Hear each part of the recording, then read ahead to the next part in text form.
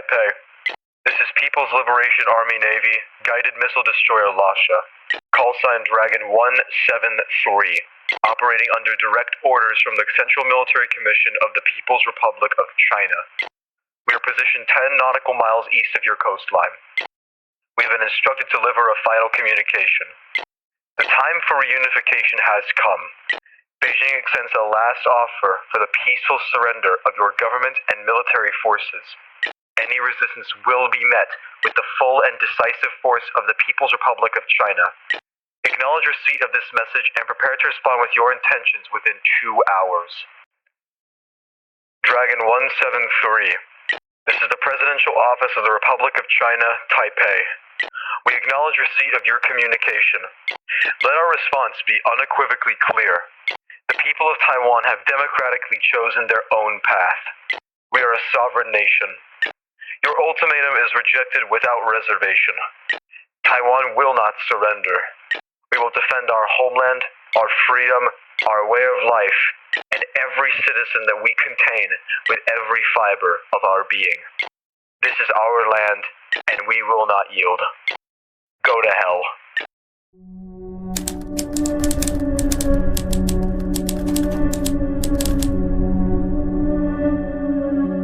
The year is 2020. A new decade. A new breath of fresh air. Or so everyone thought. What we will come to find is that this decade brought nothing but misery, tragedy, calamity, and war to a deeply polarized world. As it stands, the United States is at the deepest crossroads it's ever been since the Civil War. Political polarization reigns supreme, and there is very little that anyone can do to combat it. The United States may not remain united forever. In Europe, the growing militarism, nationalism, and irredentism of the Russian Federation is presenting a higher and higher risk for the entirety of the European continent. The growing threat is leading many leaders to decide whether or not their allegiance lies with their people or with the money from the Russian jackboot. However, our story does not lie within these two important continents, but it lies in what might be the determining factor of the future of the world: East Asia, and in particular, a small, rebellious island. This is the Republic of China, more commonly known as Taiwan. After the failure of Chiang Kai-shek to beat back the communist forces, Chiang Kai-shek, along with the remnants of the Kuomintang and its military, fled to the island of Taiwan, which had been recently liberated from Japanese occupation after the end of World War II. In the following years, primarily around the 1960s and 1980s, Taiwan would see unprecedented economic growth, sometimes called the Taiwanese economic miracle. Taiwan would transition from a primarily agricultural statelet to an industrial powerhouse, particularly in the fields of the semiconductor industry. In the same vein, Taiwan would see rapid political growth, with the democratization of the nation being a resounding success. Currently, within the 2020s, the Taiwanese Progressive Party, led by incumbent president and second-term winner Tsai Ing-wen, would further Taiwan's democratic principles. However, it was not going to be a smooth ride for Tsai Ing-wen's next term, and her first crisis was coming up pretty soon. The first crisis for everyone in this new decade. The emergence of a new virus, dubbed COVID-19, would provide a very, very, very stark contrast as to what everyone thought this new decade would bring. However, under Tsai Ing-wen, the disease was greatly managed and deaths were kept to a minimum. However, just as quickly, Taiwan would find itself in another crisis, caused by a subcontinent over 1,000 miles away. Due to the economic crisis in Saudi Arabia and the death of King Salman bin Abdulaziz Al Saud, Saudi Arabia would descend into civil war. Due to this, oil prices would skyrocket across the world, directly affecting Taiwan's industry, government, and other practices. To circumvent this, Taiwan would invest heavily into imports from other oil-producing nations, such as the United States, Russia, and Venezuela. In the following months, Taiwan, while having a rocky economic situation due to the ongoing oil crisis, would continue to economically prosper, with major industries restarting their operations shortly after the increasing imports from other nations were finalized. But the winds of history are very rarely streamlined. and this wind would change course in a way nobody was ever expecting. For the United States election of 2020, Joseph Biden emerged the presidential victor of the election. Spiteful, Donald Trump, in a rare move, refused to concede the election. Both Trump and Biden were sworn in as President of the United States, gathering support in their respective strongholds, Denver for Trump and Washington, D.C. for Biden. This led to a state of national paralysis, with two governments issuing orders simultaneously to the rest of the nation. As the factions began to solidify and their schemes became apparent to both the people and each other, both separate Congresses refused diplomacy, beginning the Second American Civil War.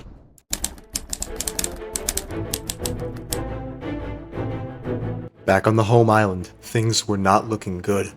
With the collapse of America, Wall Street was effectively dead, ruining the global economy and leading everyone, including Taiwan, into complete and utter economic crisis.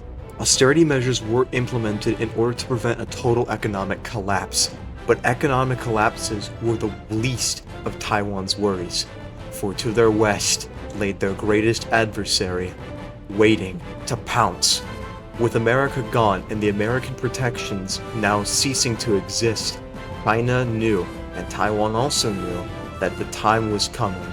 It was no longer an if, but a when the inevitable reunification war would come. Taiwan's greatest fear was manifesting, and they were caught completely back-footed by the loss of their greatest ally. Fortunately, Taiwan had invested heavily into the defense of their homeland, using lots of money to establish coastal defenses, create new coastal units, and to establish anti-air defenses across the island.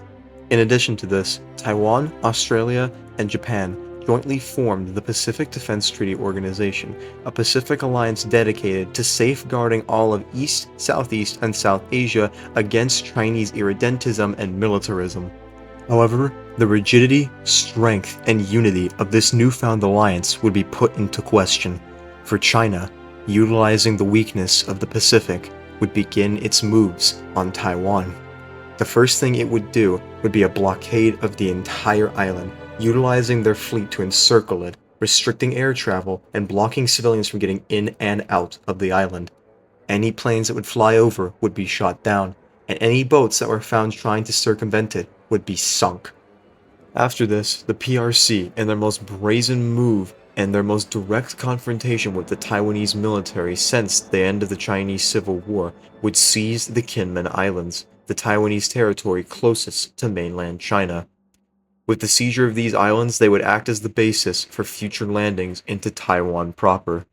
Finally, in the final act of China's preparations, and their innate declaration of war, China launched thousands of missiles into Taiwanese infrastructure, military bases, and cities.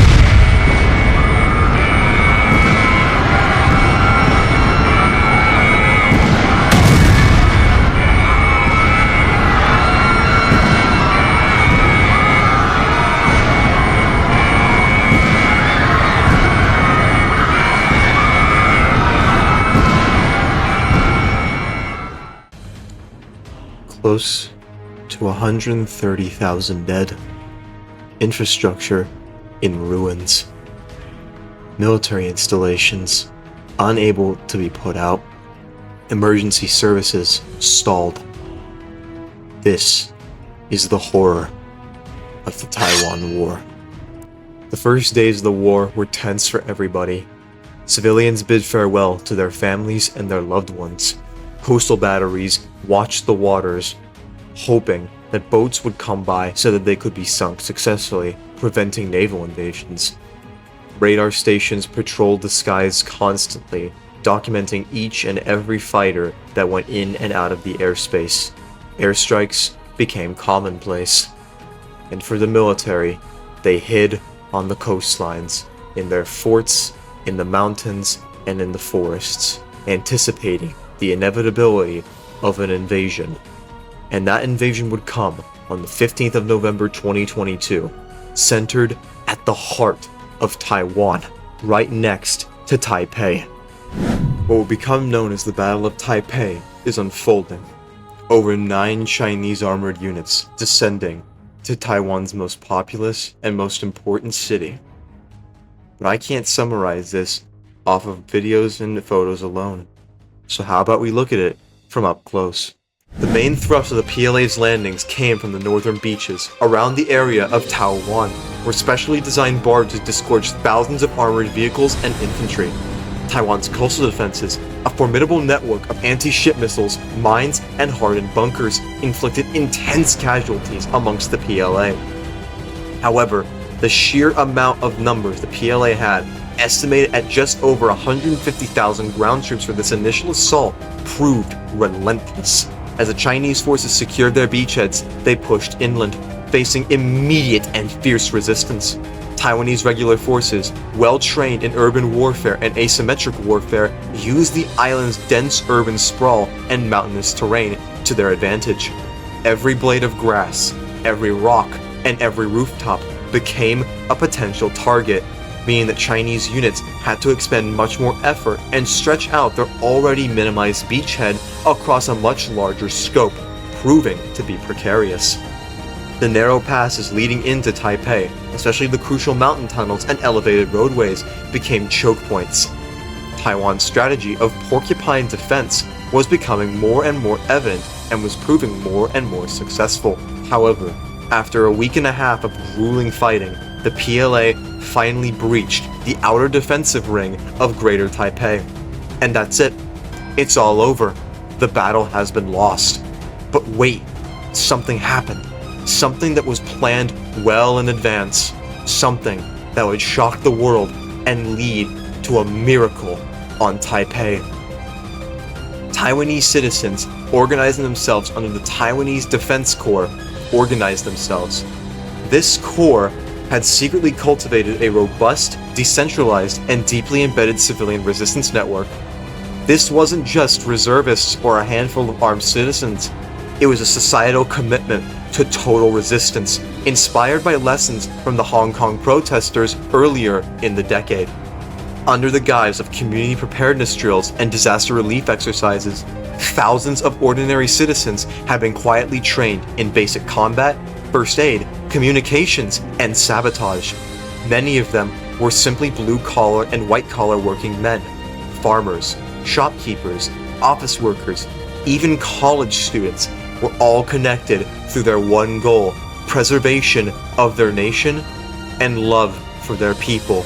Taiwan would not fall, and if the regular military, in their sacrifices, could not hold them off, they would do everything in their power to make the Chinese naval landing a living hell for every single PLA unit that was there.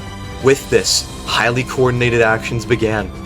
Targeted sabotage took place first, with logistical lines being broken down, phone towers being sabotaged, and practically every form of logistical focus that the Chinese military needed to use being obliterated. Guerrilla warfare was obviously established, with every blade of grass turning into a killing zone. The Chinese military had to expend more and more manpower to secure garrisons, something they could not afford to do. Finally, information warfare, particularly among Chinese social medias such as Bilibili and WeChat, was extensively used. China's naval landing and their actions into Taipei City itself are proving to become much harder to maintain. Localized counterattacks were becoming more and more common, and supply hubs that the Chinese would establish would be taken or destroyed within a matter of hours. Ultimately, it all culminated. Taiwanese defense units were stalled. However, the official Taiwanese military, armed with SPGs and IFVs, along with SPAA, were managing to get through to the core of the Chinese army. Finally, under unrelenting pressure and the threat of total encirclement, the PLA army units there surrendered. This battle proved to the Chinese military that whatever they were doing in this war was never going to work. This was their death sentence, and Taiwan had delivered it with a heavy hand. Southern landings would also take place, but these would be quickly crushed before they could ever make any actual landfall into any crucial areas. Xi Jinping, realizing the situation was proving unsustainable and not necessarily to their advantage, decided to sue for peace with the Pacific Defense Treaty Organization. Peace accords would be signed in Manila. Against all odds, and against every single news reporter, military analyst, and armchair historian possible, Taiwan had emerged victorious.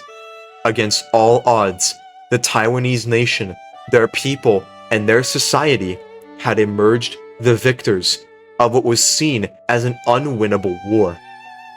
Of course, PDTO units were also to be accredited for their own defenses, but the Taiwanese people were forever enshrined with liberty, democracy, and sovereignty. In the ensuing Manila Peace Accords, multiple demands were sent to the People's Republic of China delegation, forcing their hand into accepting a list of 3 main demands. The first one, and probably the main one, was the complete and total restoration of Taiwan's sovereignty over all of its land, including the Kinmen Islands. China agreed to this. The next demand put forward was the complete cessation of all Chinese trade embargoes and blockades of Taiwan's naval and industry exports. This would help greater boost the global economy by reallowing the export of the main semiconductor industry, but also allow Taiwan to expand its economic sector a lot further. China also agreed to this. The final demand the PDTO put forward was the complete withdrawal of the Chinese Navy and Air Force from the territorial waters of Taiwan. China finally also agreed to this. 3/4 of a year of war, and finally, Taiwan can call itself free. Hey. What's up? It's me, the next child. I'm the guy that makes these videos. You know, just me, myself, and I. Hey. So, you may be wondering, where's the Great Asian War? There's always a Great Asian War, right? You're right. Here's a photo of the result of that. Here's a photo of me taking Beijing. I don't have social credit anymore. I never had to begin with. So you may be wondering, well, where is it? I'll tell you. Gone. It's gone. See, I use CapCut to edit, and CapCut, as I've said before in these comments, is a piece of fucking shit. So, CapCut in its glory.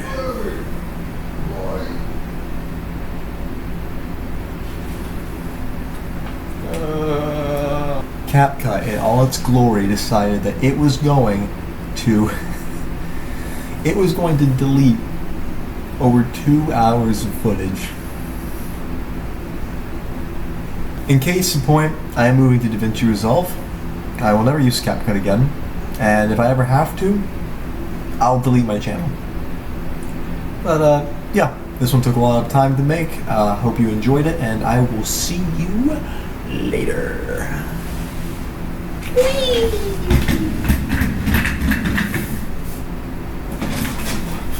I love you. Fuck is wrong with me, dude? Oh shit. How do I look? Do I look good? Rate me out of 10. Please don't.